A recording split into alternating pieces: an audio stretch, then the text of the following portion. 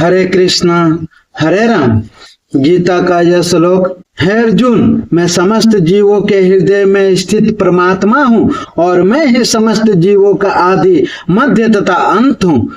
श्री कृष्ण भगवान अर्जुन को बता रहे हैं कि सभी के जीवों में मैं ही परमात्मा हूँ और आत्मा हूँ और मैं सभी का आदि और अंत हूँ।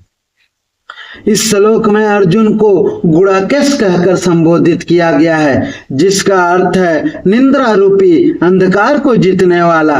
जो लोग अज्ञान रूपी अंधकार में सोए हुए हैं उनके लिए यह समझ पाना संभव नहीं है कि भगवान किन किन विधियों में इस श्लोक में तथा वैकुंठ लोक में प्रकट होते हैं।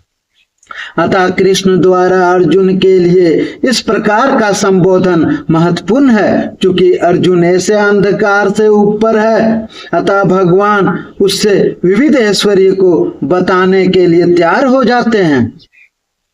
सर्वप्रथम कृष्ण अर्जुन को बताते हैं कि वे अपने मूल विस्तार के कारण समग्र दृश्य जगत ही आत्मा है। भौतिक दृष्टि के पूर्व भगवान अपने मूल विस्तार के द्वारा पुरुष अवतार धारण करते हैं और उन्हीं से सब कुछ आरंभ होता है। अतः वे प्रधान महत्व की आत्मा है।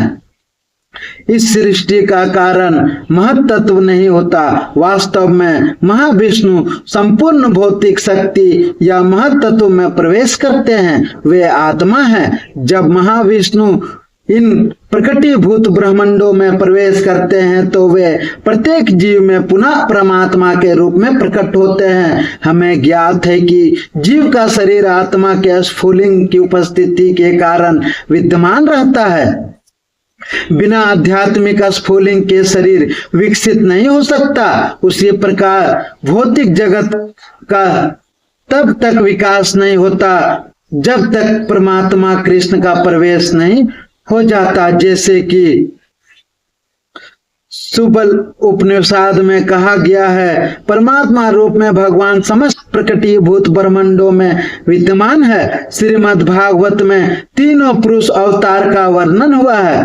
भगवान इस लोक में अपने तीन रूप स्वरूपों को प्रकट करते हैं। महाविष्णु का भगवान कृष्ण महाविष्णु के रूप में करनन में शयन करते हैं। अतः भगवान ही इस ब्रह्मांड के आदि कारण पालक तथा समस्त शक्ति के अवसान है। श्री कृष्ण भगवान बताते हैं कि मैं ही सब सारे जगत ब्रह्मांड सब मेरे ही हैं और अंत में मेरे में ही समा जाएंगे।